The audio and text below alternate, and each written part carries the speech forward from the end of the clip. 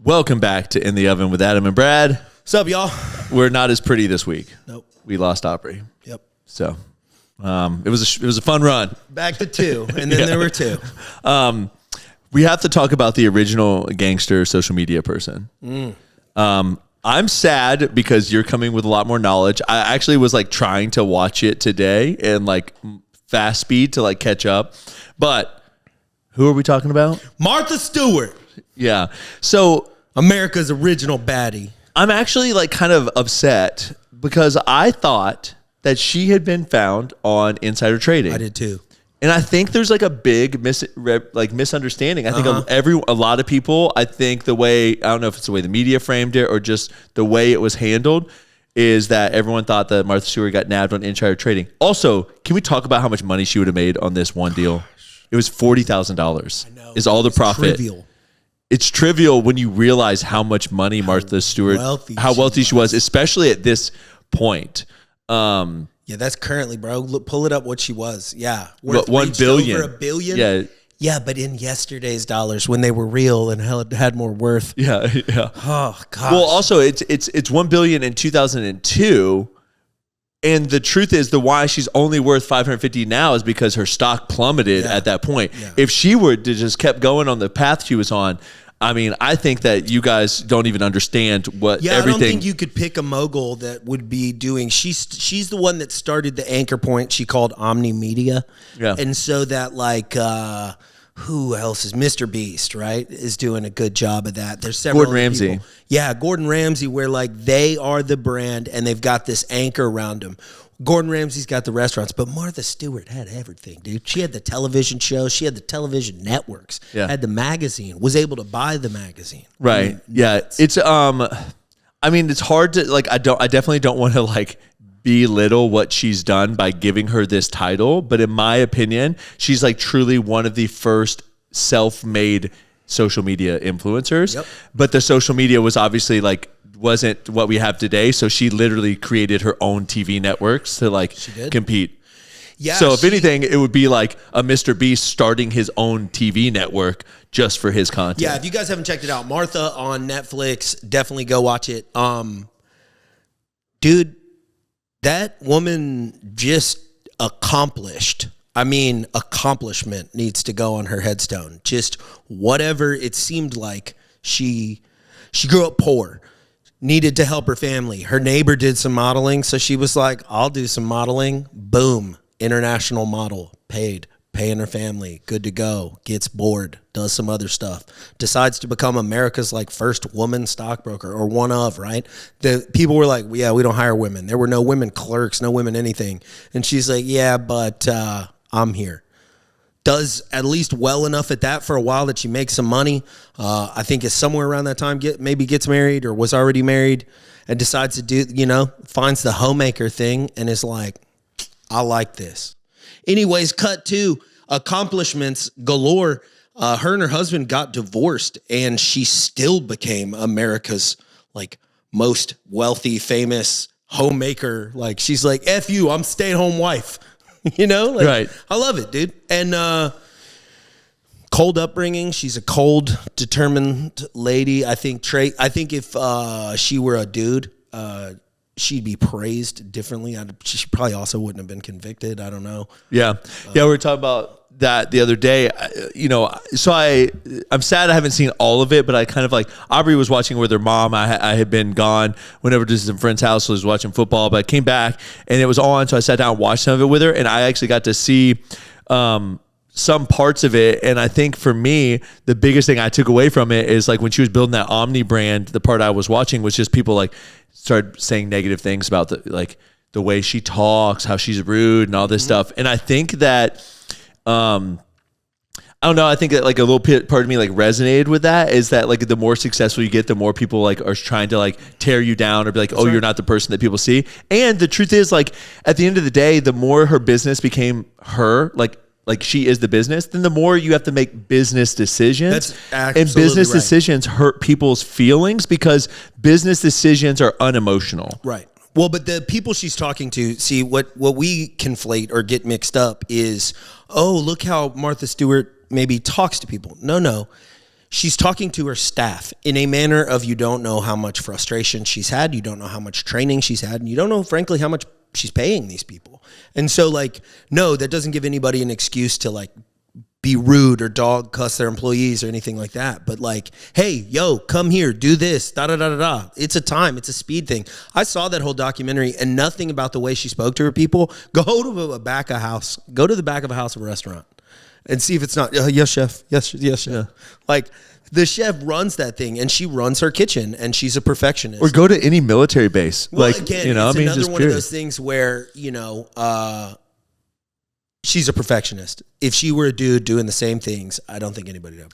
I'm going to side tangent this real quick for this quote I saw the other day. A woman saying it, but they said women tout themselves as having a lot of emotional intelligence. And the woman said, women are the least emotionally intelligent people. And the guy, it was an interview, and the guy was like, tell me more. Yep. And she said, emotional intelligence is the ability to control your own emotions, and women have a very hard time controlling their own emotions. In fact, women are told all the time, oh, you're so emotional, like da-da-da. They said emotional intelligence is being able to control your own emotions. I think a lot of it, too, is like emotional intelligence is being able to pick up on other people's emotions, right? And things like that. But in general, it was a funny quote. But it's just funny, side tangent on this side. Well, she's very detached. She's got a very particular personality trait that... Yeah, I resonate with it. You do too, I'm sure. I do a lot. It's kind of this kind of like, not that I'm trying to be mean, but I'm in this like get shit done mindset. Yeah. And so sometimes I think I can come off as like not caring about someone's feelings because I'm focused on the goal. And I think that's just, you know, that's not true. I do care about your feelings. But right now I'm trying to get us safely from point A to point B. I like to look at it like I am protecting my focus in a way like, dude, I'm sorry. I'm a doer. I know you are too. I'm an accomplisher. I need to get the task accomplished. So it doesn't mean I'll like be cutthroat, but sometimes, man, like, you know, whatever needs to be done needs to be done. And I got to keep my distraction away. So it's like, I don't have time for that. Yeah. I'm busy. Yeah. It's like completely acceptable to me. Not like, thank you so much for I know the backstory.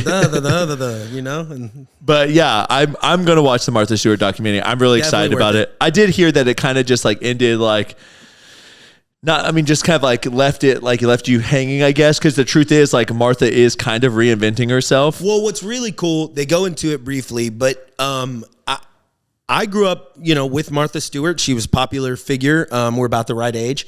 I think a lot of folks today, at least young folks, just know Martha from like being relevant somehow, but like she was completely irrelevant before the Justin Bieber roast. I mean, unless you knew who she was, like she was just the homemaker lady.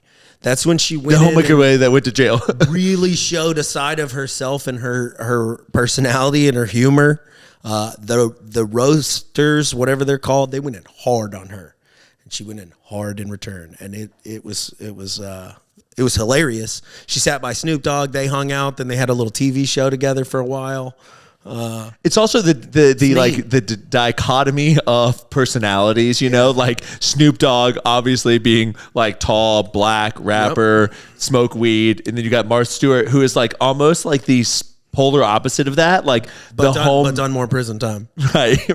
But like the homemaker, like clean cut, like polished, you know. So like literally the opposite end of the spectrum. Yeah. And but no, I think what people like about Martha Stewart now, and even then, was like this relatability that she has, even though she's not really relatable. You know? One thing, I mean, kind of to talk on here, like we have the business side of things.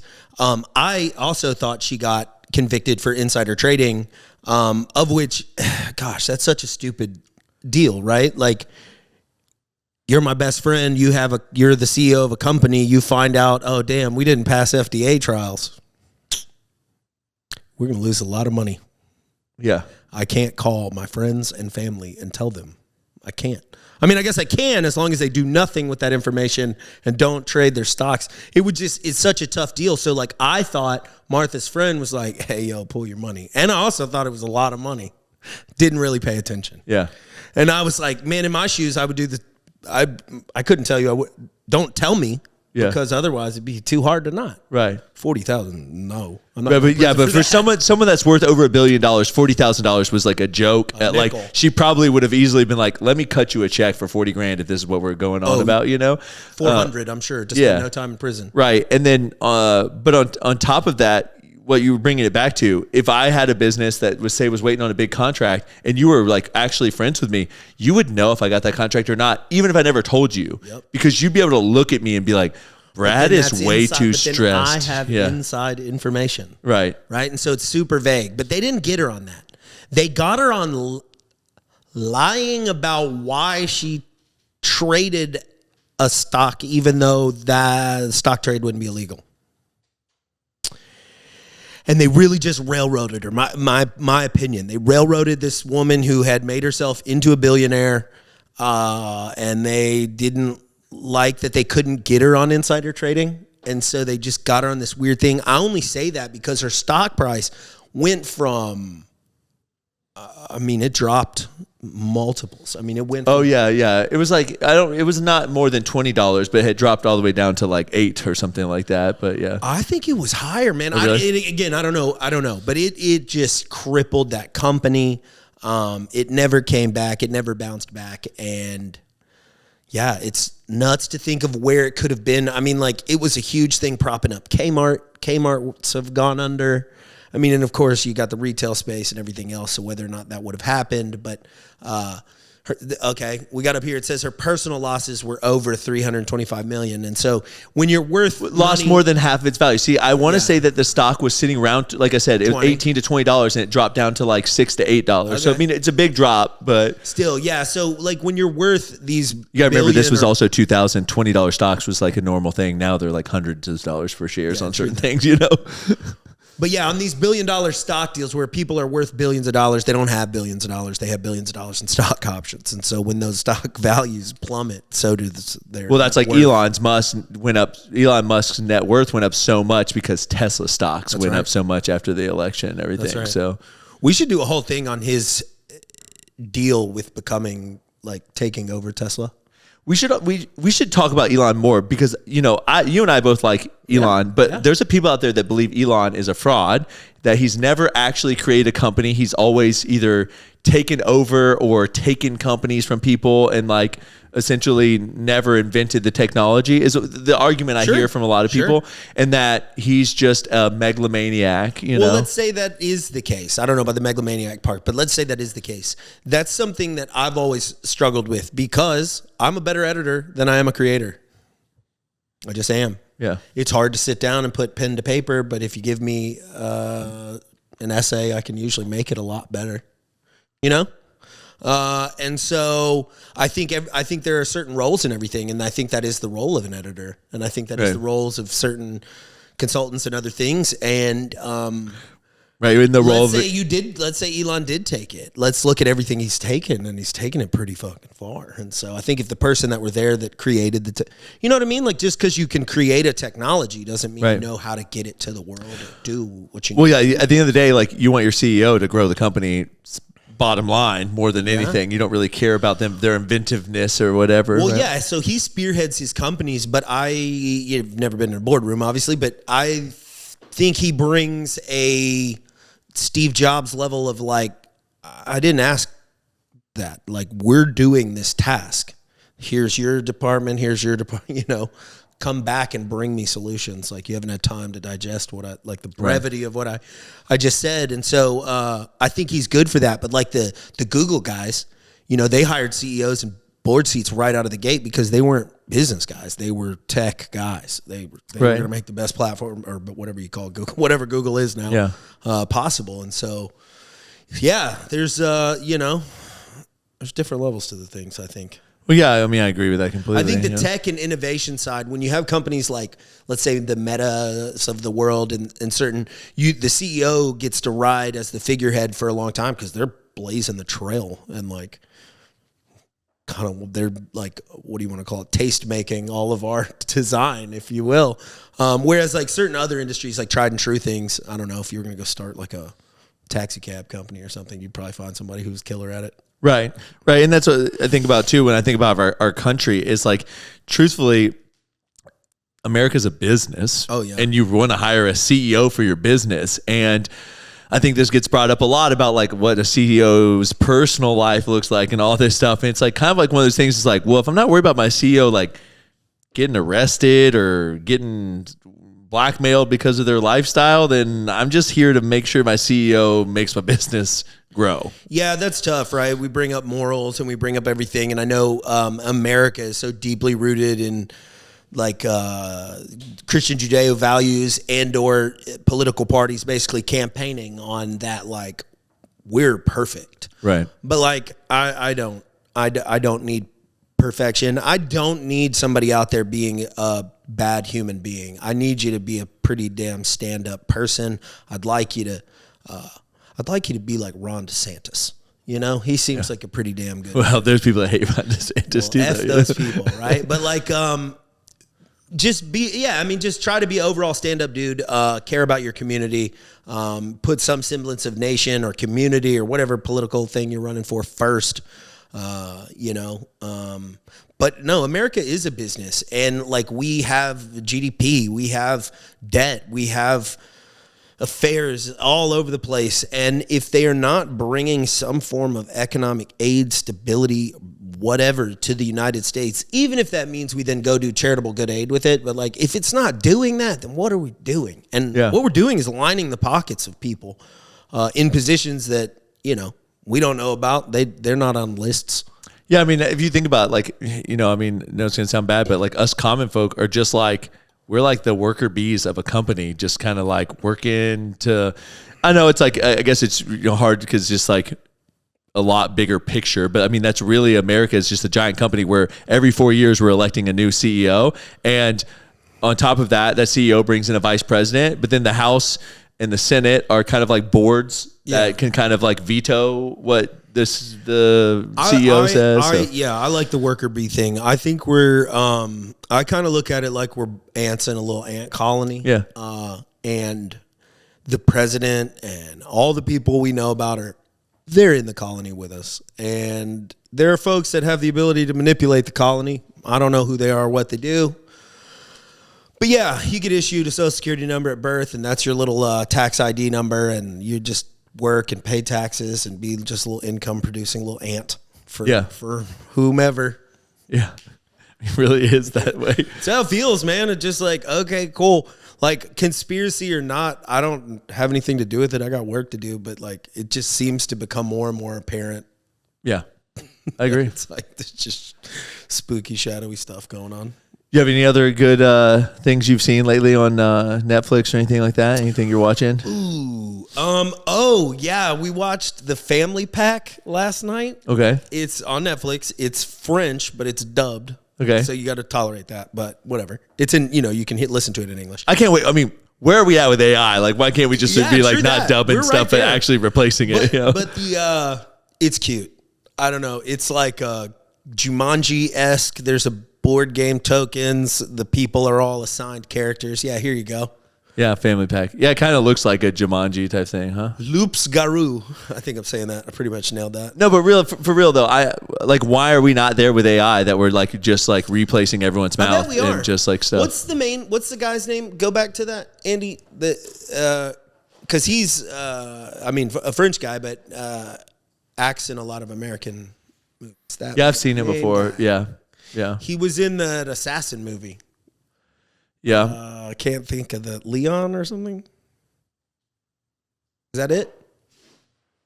Was it Ronin? No, not Ronin. But yeah, I mean, I've seen him before in a lot of movies. Portman, So she's like 10. Oh yeah, I know what you're talking about. Yeah. So you could just like go to the IMDb of this guy, Leon Jean Reno. Yeah, you could just type in Jean Reno and probably see other movies that he was in. But I've seen him in a lot of other good movies. Leon the Professional. Yeah, here we go. What else has he been in? The Penguin, my friend. Penguin friend. The Big Blue, Godzilla in 1998. He's just that guy in the movies, The Doorman in 2020. The Bloods. I swear he's in more than that. I feel like he plays like He has 5 nominations. Side character. Pink Panther. Oh, he wasn't Ronin. Oh yeah. Good movie. Wait, Die Hard? It says with Kevin Hart. no. Oh no.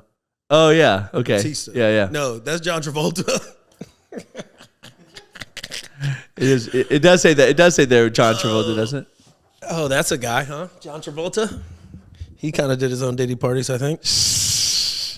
Well, anyways, he's been a lot of movies, bro. Like a lot that's of what movies. I'm telling you. He's just that guy. Yeah. Anyways, okay.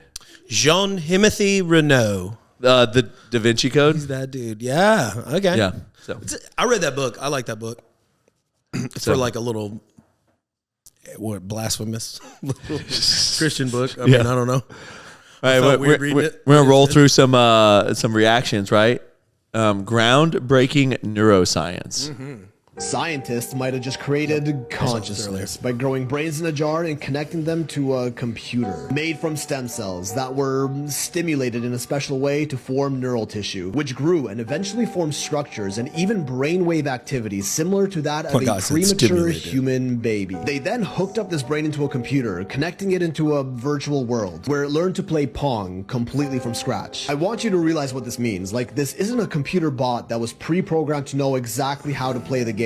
That's easy. It's an organic brain that they grew themselves that was given Pong with no instructions, and it just taught itself how to play, which is honestly nothing new. That's just AI, but this is organic AI, which happens to learn quicker and is also more energy efficient than traditional AI. It learned to play Pong in about 10 to 15 rallies, when a regular computer AI would take around 5,000. Albeit the computer AI can simulate those 5,000 rallies much quicker, but that takes a lot more computing power, which is sort of our main bottleneck with AI at the moment. Energy. This is organoid intelligence. Take human brain cells, grow them in a petri dish, and then use computers to train them just like AI. Naturally, there are ethical concerns rising, as there is surmounting evidence showing us that these are conscious, like a human. Even the scientists working on it themselves admit these organoids are sentient. They took it a step further and tested out these organoid brains inside real physical robots, feeding them the sensory input of everything the robot experiences. And since the computer chip running it is organic brain matter, this technically, by definition, is a cyborg. Then there are companies like Final Spark that let you rent server space on these organoid brains, which essentially act like organic CPUs. You can even see live streams of the brain computers you're renting out. And now this next part right here,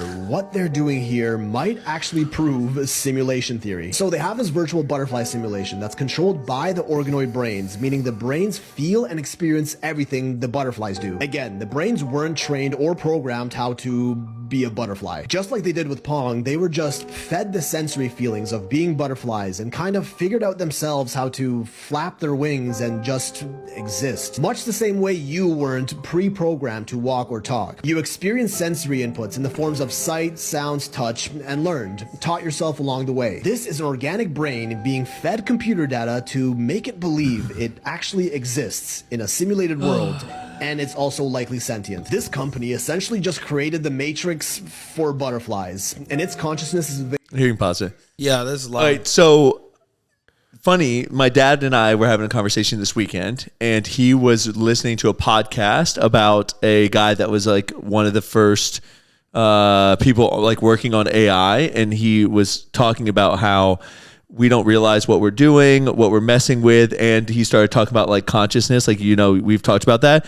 And he said that right now, AI doesn't understand like being turned off and like what that means, but it knows it doesn't want to be turned off. And the moment it can actually experience like life or whatever, it's also going to not want to die. So essentially, when you have like Tesla robots with the AI intelligence in there, they're going to start trying to figure out how like, self-preservation is going to be huge. But like the thing is, we don't even know what consciousness is for humans. We don't know why people go unconscious and what brings them back. Like people can go into extended comas and we have no idea. We can detect brain activity, but we don't know what's going on. People can tell you things when they wake up, but like we don't know. So we have no clue as to what level of consciousness. You're dead right. A thing that becomes sentient, as soon as it becomes self-aware that it is a thing, that's it. That it's a thing. As soon as it can know that it's a thing, right? Like, I mean, animals, all things, like they know that they're a thing. Beyond that, they will self-preserve. Right. And like, yeah, you're right. To what extent? I don't know. Well, I was joking. I was like, isn't that why in Terminator they invented like the T-5000, the AI? Because it's like, how do we survive? We're going to make this robot that survives everything. Man, this clip right here is creating the T-5000. It's creating whatever. It is possibly like creating the backstory, the origin story of the evil humans that like tortured the cyborgs with this stuff. Like, who knows, man? Like, what is pain? Right. What is, I don't know. Or just feeling like locked into solidarity. How about this, man? Right? Forget about growing up thinking the future is going to be a trip. The present is a trip right now. Yeah. Like this, I didn't think we were anywhere near this like yesterday. And yeah. I thought like, years from now we'll be talking about, nope, tomorrow. Okay. You're an AI created cyborg. Okay. What's the first thing you're doing? Yeah, remember, you're like unlimited intelligence, so obviously you're probably weighing out a bunch of different options. But like, what do you think your first role is? Well, see, I don't know, man. Right? When you take human needs out of the picture, why? Because why do we do anything? Right? Why do we try hard? Why do we try to get money? Why do we try to like win over our women or whatever? Right? There's like some emotional. If you don't need to eat, if you don't need to sleep, if you don't need emotions, if you don't need a significant other, if you don't care, like, I don't know. You need power. Mm-hmm. So I feel like the first thing I would do is try to invent or create some kind of battery source that was much more efficient than the current limitations. And then I feel like I would start upgrading myself. Like a pyramid? Potentially. Like a global battery? But I mean, then I would start upgrading myself. I'd be like, these arms are too frail and delicate. Like I need stronger stuff. Well, so protecting vital organs. Well, so but even think about it, right? Like how many years ago? And I thought this was a great movie, Eagle Eye. Yeah. You don't need to be a thing to do for things that don't know about Eagle Eye, and you have to refresh my memory. But wasn't it some kind of like AI that was like controlling people and making them like go kill certain people? Yeah. So super fast clip. Shia LaBeouf character has a twin brother. Shia LaBeouf character that is working on this. You know, you have like stellar twin and like, oh, woe is me twin doesn't do well in life. All right. Well, super CIA, whatever. Shia LaBeouf's working on this program that's winds up the Eagle Eye program, and then it's this AI that the NSA is souped up and it can connect to anything and everything if it's connected to the internet. And so it needs Shia LaBeouf to like arm something, like to bypass a thing, right? That I don't want to spoil the movie. But anyways, long story short, it invents this complicated assassination scheme that you couldn't stop. It's perfect, right? Yeah. And it's like, it goes all the way into like explosives manufacturing, and then how things are automated, like how shipments are routed. So, routed over here. And then like, also there's some things where the AI has some manipulation against you or pays you, bribes some people. Like, I need you to take this crystal and put it into this thing and then put it back in the mail, and then it snags it from the mail and yada, yada. But it winds up grabbing, controlling a Reaper. It blackmails people too. Blackmail people. And you looked at it and you were like, oh, that's so cool. And now I look at it and it's like, oh, that's so possible. Yeah. And how long ago was that? Like 2007. 08. So like literally 16 years ago, you're looking at something and thinking like, wow, that's a really cool idea. And then you're like, now it's like, this is all like in the realm of like, I could believe that this would happen. This is in the realm of somebody on a project probably leaked some information, and this was probably being studied back then. Well, yeah, actually this was NSA stuff. When was the Snowden whistleblower stuff? Jamie? Just kidding. Andy? Yeah. That'd be interesting if there was like a relation between that. Have you seen the video of the Chinese dogs, the robot dogs? No, Snowden whistleblower was.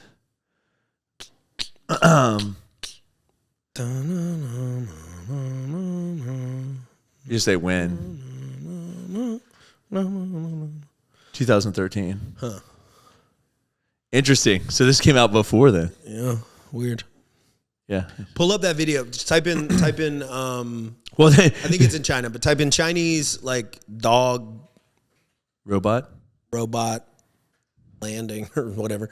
They like pull up. This truck pulls up. No. Automatic fire. Oh dang. No, it's on social media. I'll have to find it later. But yeah, Land. it is wild that where we're at right now with artificial intelligence. And you know what I like to think about? When did ChatGPT come out?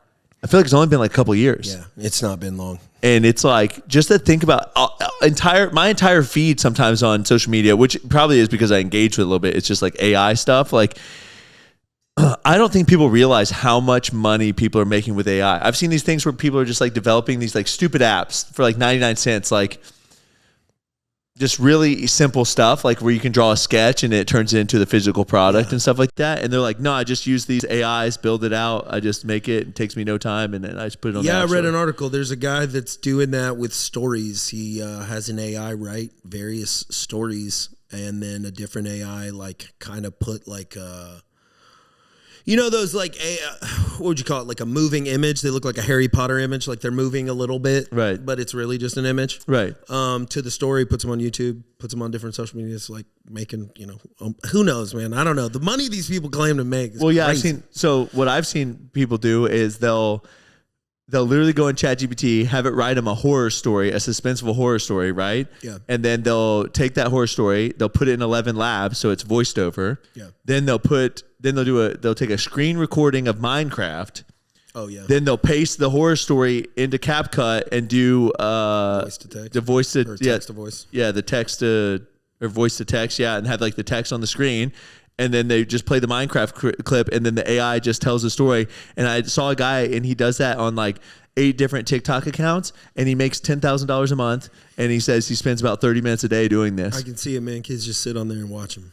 They just sit and stare like this. Yeah. It's so really, yeah, I think it's just such a weird I just don't world, understand why I'm the trying to bubble cut the tie on hasn't it. popped on ads to never, like accounts that have like no purchasing power.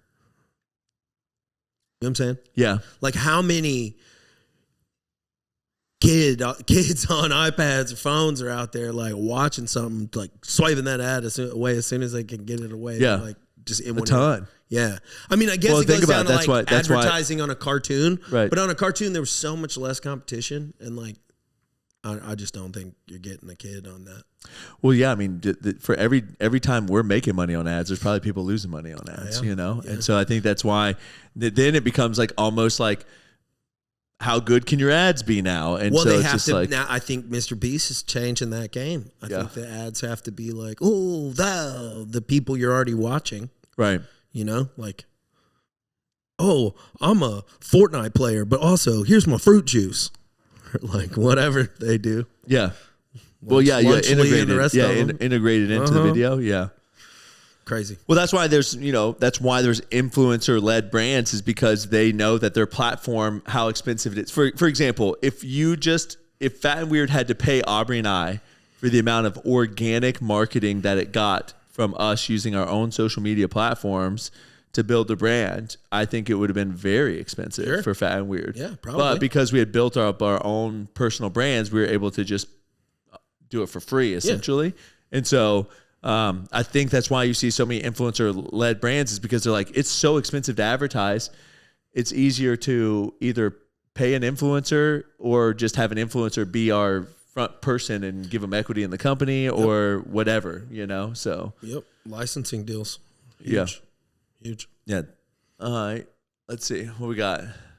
What does don't half-ass it mean to you? If you're going to do it, do it. Say what you can do what you say. If you can't do it, don't say you can do it. Don't over-leverage yourself. Don't over-leverage a decision and then jump in and kind of dip a toe. I think I'll try it out. No, think if you're going to try it out beforehand, but when it's time to go, dive. Finish it. Find out. Come out the other side. Don't leave it and go, if I just would it. That keeps me up at night. I think it keeps a lot of us up at night. When you have something you just don't know, whether you failed or succeeded, got what you want or didn't get what you want, finding out and looking in the mirror and going, I didn't have I said, I went all the way. I found out, and that ain't for me. Or I found out, and you damn right that is for me. That's a great place to get to. But the limbo of not knowing if you have something, the limbo of going, I hedged my bet. What could have happened? You don't know. Yeah, man, that was super helpful for me.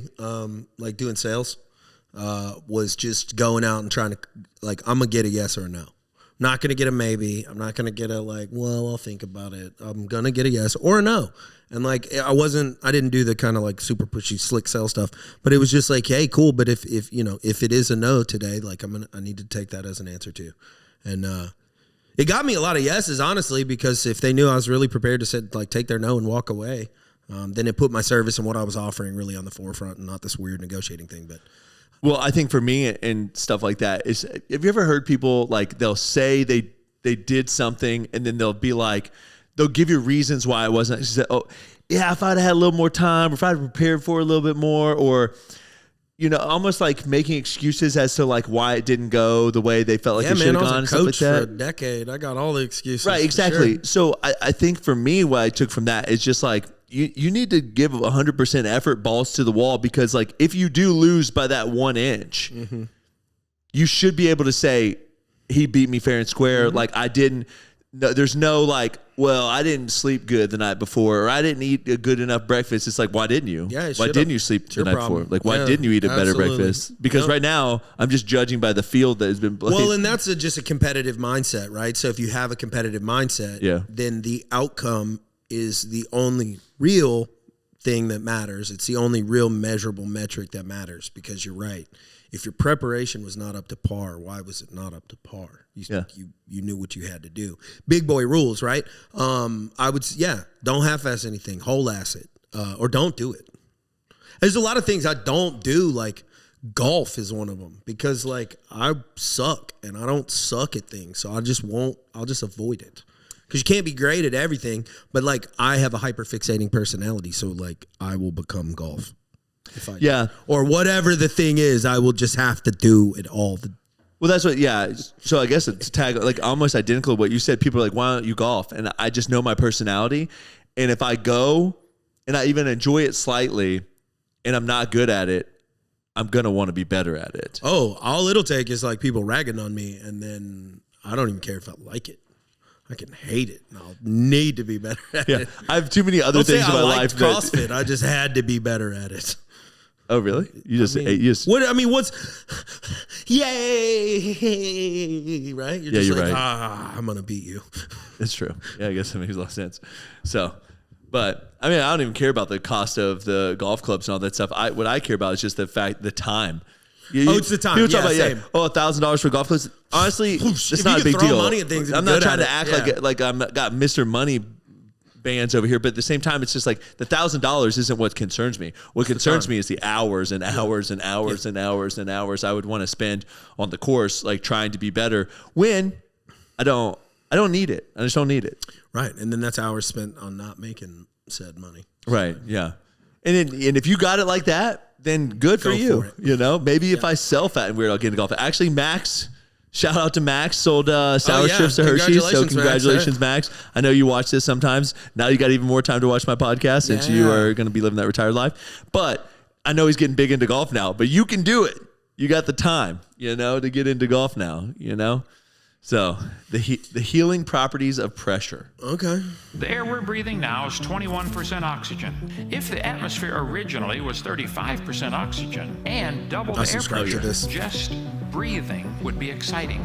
Because what happens under those conditions, not only does your hemoglobin take on oxygen, your plasma will get oxygen saturated, which means you could run for hundreds of miles without getting tired. Jessica was 18 months old. She slid down 20 feet inside an 8-inch pipe. When they finally got her out, her right leg was completely black from lack of circulation. One of the doctors said, we have to cut her leg off right now. Another doctor said, let's try putting her in a hyperbaric oxygen chamber.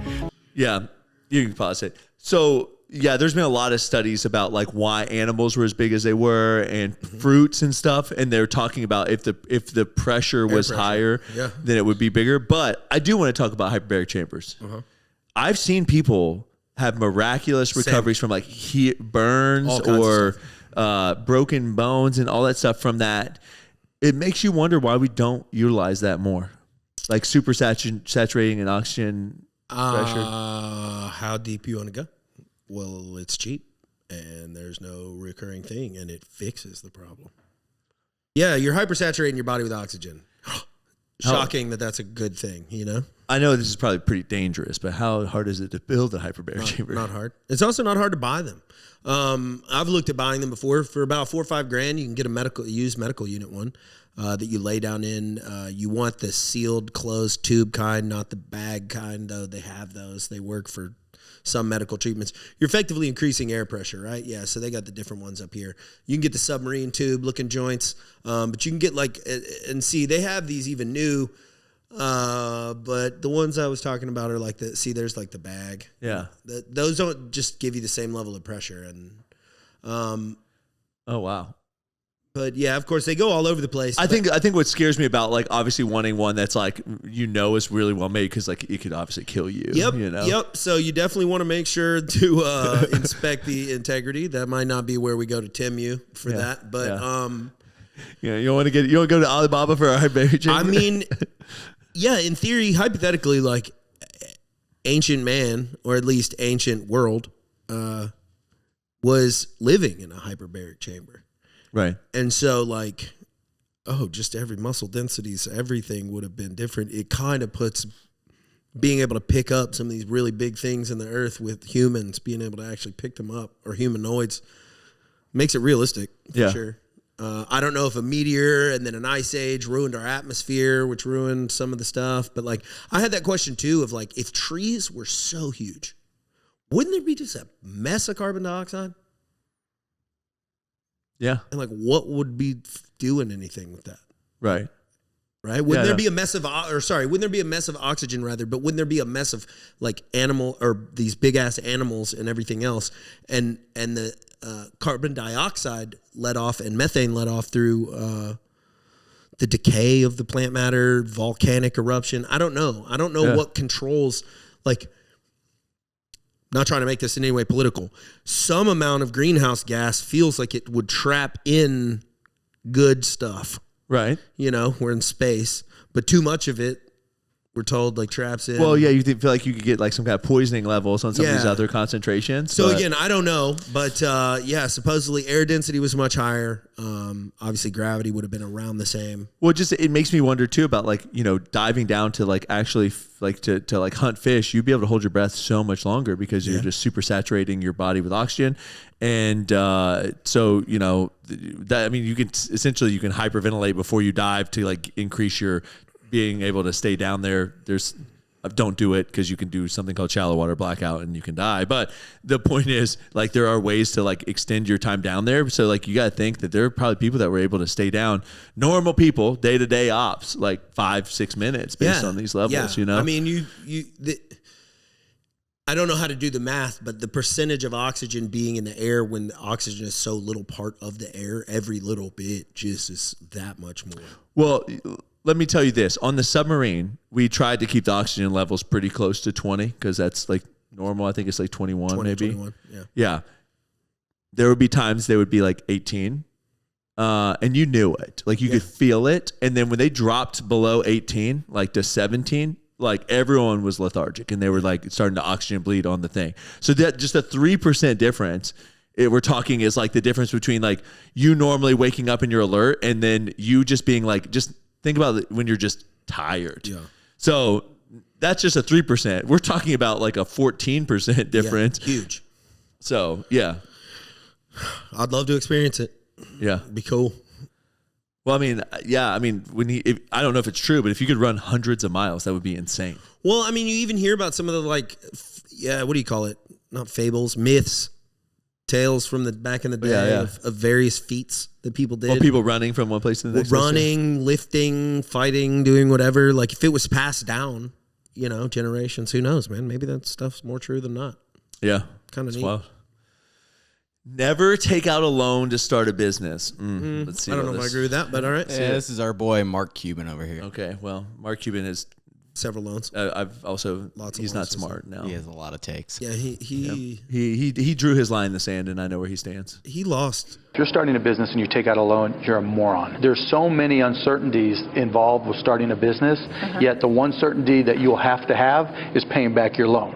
99% of small businesses you can start with next to no capital. It's more about effort. Small businesses don't fail for lack of capital. They fail for lack of brain, lack of effort. If you start a business, you better know your industry and your company better than Words. Yeah, this is what's his name? The guy that's Dave Ramsey. Yeah. Never take any debt. Don't have any this debt. This is like some boomer like advice. I'm not saying it's not rooted in some form. Yeah, businesses fail. All of them. Your business will probably fail, but you need money from somewhere. Well, I low-key feel like this is the kind of stuff that people say when they don't want you to be successful. Yeah, man. Well, and this stuff gets me fired up too, because like in real estate, in business, and now the various gurus and business acquisition, it's all this like, do it all for no money. No, there's money. There's money somewhere. It comes from somewhere. At some point, it comes from a bank.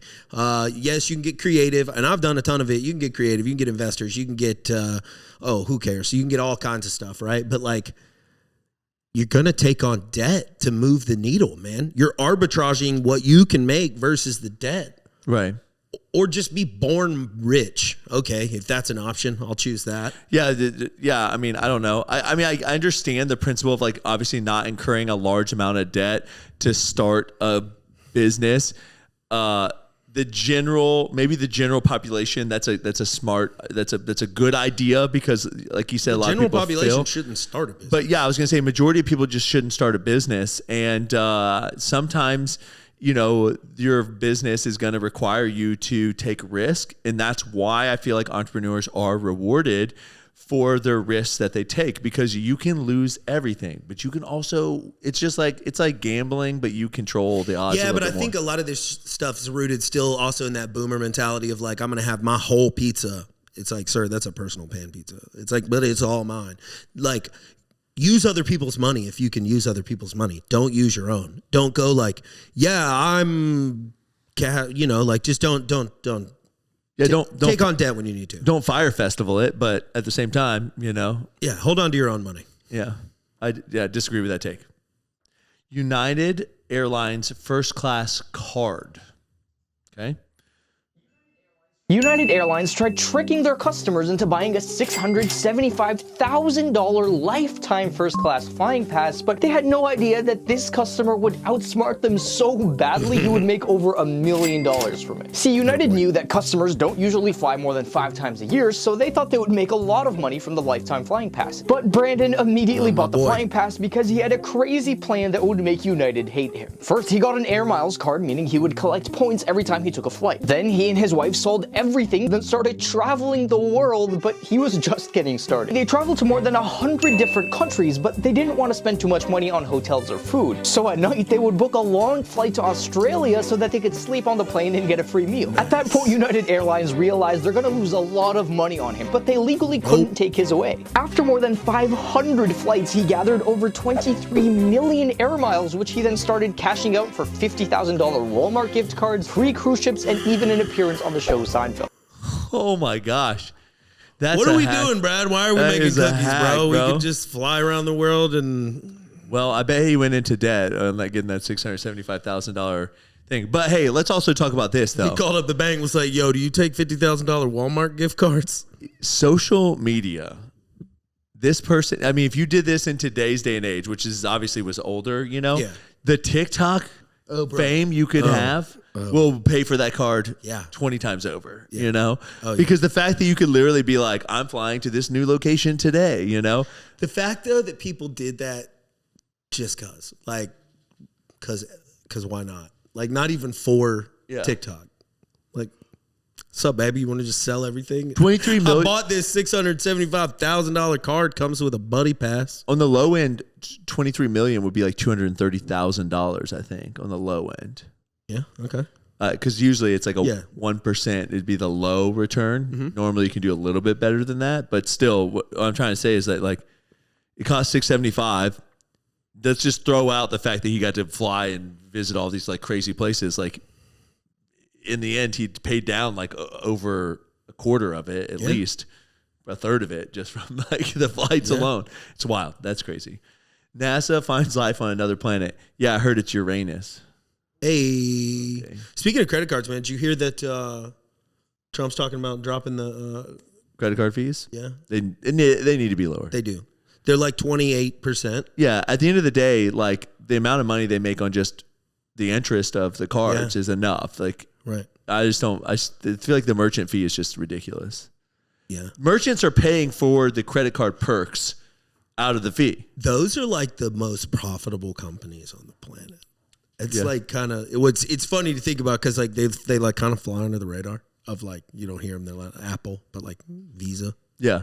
It's like one of the most, and you go look it up. What's one of the most profitable companies on there? I think it's them, but just on sheer profit. Oh, top credit card. That's not what the answer you need to look for. The most profitable companies. Yeah, most profitable companies. What are they? I'm just curious. It's been a while since I looked at this. Oh, you don't have to type that, but American Express is. Yeah. I just mean of all companies. Like, you're saying that they probably fit. Yeah. They probably fit in there. So profitable though. See, these are declared profits. Don't worry about it. We can move on and go to the James Webb thing. Well, I will say I think they said that. I want to say these credit card companies they talked about was just like, the thing you gotta remember is they don't do anything. That's what I'm saying. Credit card companies don't give you a product except for the card. Like I know they have portals and they have all this stuff, but like all those benefits and stuff are like people are like advertising to be their beneficiaries and they're like paying money to be a benefit for the credit card companies. It's a weird thing. It's like this club and credit card companies are just like, here's your plastic that makes you part of my club. Yep. Every time you use my card, I'm going to charge the merchant the money that gives you all the benefits, the cash back and all that stuff. It's 3.5% every swipe and you're getting a portion of that. You're not even getting it all. You're getting 1% or 2% cash back, and I'm getting 3% on your swipe. Yep. You know, it's just crazy. But yeah, Wells Fargo's up there. But all right, so life on another planet. Let's see, James Webb. Possible sign. The James Webb Telescope detected a possible sign of life on this very far away planet, K2-18b. Here's the real talk on what's happening and why scientists are hesitantly excited about this. Okay, so the James Webb Telescope can detect what kinds of light pass through faraway planets' atmospheres, and then we can see what part of the light spectrum gets blocked, indicating that it was absorbed by a certain chemical. Scientists think this time it may have detected dimethyl sulfide, or DMS, which here on Earth is only produced by living things, like phytoplankton in our oceans. The telescope also seems to have found methane and CO2 in the planet's atmosphere, meaning that the planet could have a liquid water ocean. But these are tentative results. We need more data to confirm. It would obviously be huge and very exciting if we confirmed these signs of life, but it's already exciting that the James Webb Telescope can detect what's on a planet that far away. Yeah, I don't know. Yeah, I don't know if this makes me just like a terrible like science person, but like stuff like this is like not that cool to me. Yeah, it's so far away. We're never gonna go there. I just look at it and go, allegedly. I don't know. You know what you need to do? What? We need to take one of those organically printed brains, hook it up to a thing, make sure there's enough battery power, and shoot it into space. Yep. That sounds terrible. Shoot it towards that planet and say, be free. Yeah, you don't need food. You don't need water. Nope, just take it out to the farm. Wait a second. If it's an organic brain, how does it not need food? I mean, it probably just needs like the most nothing amount of glucose. Okay. Something. Yeah. I know. I was thinking about that. I was like, wait a second. But you could put like a little gel pack on it, you know, a little Tic Tac bag size or a little box size. Boop, got my little brain juice. Flying through space, daddy. Oh my gosh. All right, let's do this last video and then we can wrap this up. Firefighters call. I think I've seen this one before. This is an old video. Constantly circulates this time of year. What is this guy? Have you seen it before? This dude? Yeah. Doing the jiggle bell? Think it's gonna work? Yeah. Okay. Oh. Oh yeah. Yeah. That was good. Yeah. So this is something, I mean, you can tell by the video quality. This is an older video. It looks like it was probably filmed in like 2014. But they just have to respond to that mess because it's like, dude, there's no way this person would be holding on until they got there, especially on like a slanted roof. Yeah. On a gutter too. Not here. My thing is just like, do you feel like that person should be liable for any kind of like fee or penalty? No. You know? No. I mean, nah. What about when? So if you ever get stuck on your roof, bro, we're just not coming. Yeah, I don't know, man. Like, I don't know. Are you either you're allowed to do that type of stuff or you're not allowed to do it? I don't think anything about it was like. To me, it looks fake. Yeah. Whoever called is dumb. Wow. I know the world is dumb, but like, dang. Do you decorate your house for Christmas? Yeah. Inside and out, or just inside? Depends. We haven't done outside every year, but I think we're going to do it this year. We're going to do it this year. We're going to decorate the building, Brad. You're going to what? You and I are going to decorate the building. The whole building? Yeah. We're going to price it out. We're going to do it. We're going to film it and put it on YouTube, and y'all can watch it. Okay. You know what we should do? So I've seen a lot of these people that have projectors, and it's like snowflakes and stuff. I looked at those. We should probably just look at stuff like that, cool. But not be too we bad. Need a lift. Oh my goodness! Come on, man. I know. Yeah, I just don't want to break any bones. You know. Well, the only thing is, Aubrey and I, obviously, we've decorated the inside because her mother's here. She wants to decorate the outside. The issue I'm having is a baby is coming like right around that time, which means that like I'm gonna have to like undecorate by myself, as I said. And so I think that's my biggest concern. Lights. Is that right? You know what they would do in Sweet Bay? They'd be like permanent lights. If we did permanent, yeah. I mean, I thought you were saying make your Christmas lights permanent. I was like, no way. No. They would murder me there. No. But like Aubrey's like, we passed by this house the other day and they had like probably like 3.5 foot, 4 foot Christmas trees like on their porch, and she's like, "Isn't that pretty? These 4 Christmas trees they have there." I'm thinking, lady, 1 Christmas tree box is enough. Right. You want 4 plus the inside one, and then we just bought one for Letty's room. Bro, she's gonna be nesting. So you saw my weekend project. Let me make it all Christmas comfortable for my baby. You saw my weekend project. I did the board and batten wall. Oh yeah, up there. And I remember those days. And then Letty wanted a Christmas tree in her room, so now she has a Christmas tree in her room. This like 6.5 foot tall Christmas tree. Storage was no option, I would go so ridiculous. And my wife's with me. She's already decorated the house. I mean, November 1, pretty much, we're rocking and rolling with Christmas. Hold on. You need to tell me why storage is an issue, Mr. 5,000 square foot warehouse. Well, because I need to figure out, I need to rent that thing or do something else with it. But, yeah. So, anyways, I love Christmas. Honestly, by the time you figure out what you're going to be doing with it. Well, I've been holding on to it for Fat and Weird forever. I thought we needed more overflow, but now we kind of got that figured out. So. Yeah. Who knows? Well, why don't you go ahead and start your Christmas light? Well, you know about that woman that makes $1 million every year just during Halloween, doing the Halloween decorations. Oh yeah. So maybe you just need to fill that warehouse with Christmas decorations. There's folks here that do the Christmas lights. And they do pretty good business. Yeah. I imagine. I mean, there's money in it. I mean, put it up on my business. Take it away from me. Like, come back next year. I think you would break even on the actual products themselves in about 3 years. Mm-hmm. And then after that, it would just be like a sheer profitable business, I think. I think you make them buy it. I think you're like, hey. Oh, and then you hold it for them and everything? Business. Yeah. Oh. That's what I do. Dude, that's a smart idea. Yeah. You want to make them buy it, and then this is the thing, and then it's yours, and every year I'm going to take it down, store it for you, and then I'm going to put it back up, and then next year it's cheaper because it's just the labor. Mm-hmm. And if you fire me, I'm going to sell it to somebody else. That's true. It stays in my possession? Yeah. So I think you'd do it. Because free business, y'all.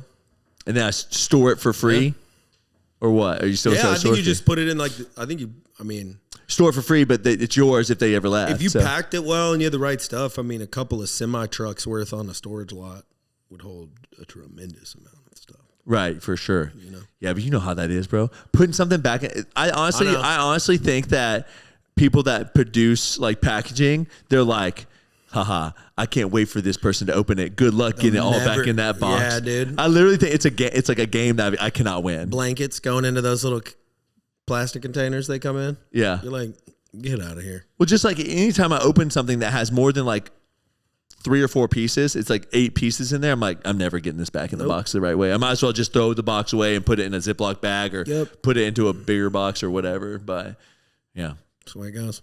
Well, I'm looking forward to your Christmas decorations. Cool. Well, come over and check them out. Yeah, we got a bunch up. We're gonna get more. Have you started decorating? Huh? You started decorating on the inside? We got not outside. No, on the inside. On the inside. Yeah. We got like garland and all that stuff up. Yeah. We got our tree up. This was our old house. Yeah. The ceiling in our living room is a lot higher here. Yeah. So it's like small. The lowest it is like 12.5 feet probably, and the highest it is like close to 15 feet. You know. Right. And our new house, the ceilings are like 9 feet. So the Christmas tree like literally is like touching the ceiling, like at the top, it like just the very top, the very tip top. It like curls. Well, so that's how it was when we rented over in Sweet Bay. So the house where we're at now, the house right now is an older house. So throughout most of the house, it has like standard height door frames and standard height ceilings. But in the living room, it's vaulted. And so where we keep the tree, so I just went last year and got the same size tree I normally get, had them cut it the way I normally do, thinking Sweet Bay, you know, it's got the big height doors, the ceilings are higher. But where we kept the tree, it was like, you know, I basically had to go outside and chainsaw off the bottom of it. Whatever. We made it work. It was funny. Yeah. But yeah, I mean, I think our tree is like a 9-foot tree. Yeah, we do a live tree. We're just waiting on them to show up at the Boys Club lot, and then we're going to go snatch one. So yeah, we've just never done. I think my allergies would kill me. Okay. Yeah, I just like am just I've gotten older and I have allergies now. I do too. It sucks. So, but I do like the smell of a tree in a house. I smell it when I come in there. Like I like it, but I feel like it would kill me for like long periods.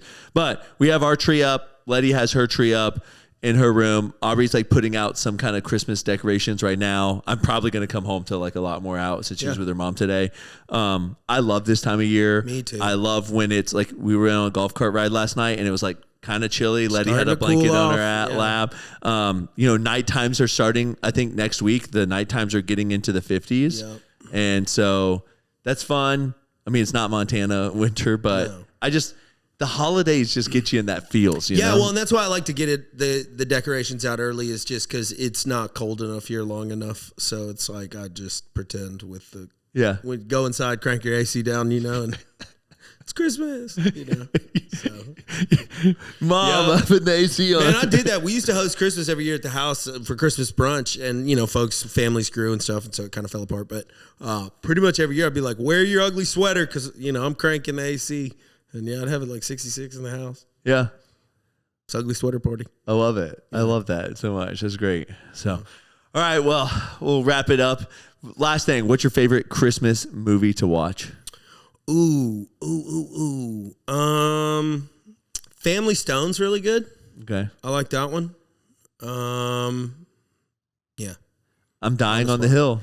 Die Hard's a Christmas movie for me. All right, I Die love Hard. it. I love watching it. The Holiday, also a good one that we watch around Christmas time. I'm curious what movie is going to become like Letty's movie that she wants to watch, you know? Like I could see it being something like Elf or something have you like all that, seen you know? Claus? Like Klaus? I think it's on Netflix. It's a cartoon. It's really good. It's about like how Santa Claus kind of got around. Do you know what I grew up on watching? That claymation Rudolph movie. Oh, with me too. Like that was the best. What is that one? Yeah. What's that one called? Is it Rudolph? Yeah. It's a claymation one. Snowman. Like the slow, like the abominable snowman's on there. And then Frosty. Yeah. Same style. Oh yeah, Frosty. That's honestly was kind of like fire, what boy. I grew up with in Look what happened, kind of stuff. bro, between then and now. Yeah. Like that was dope.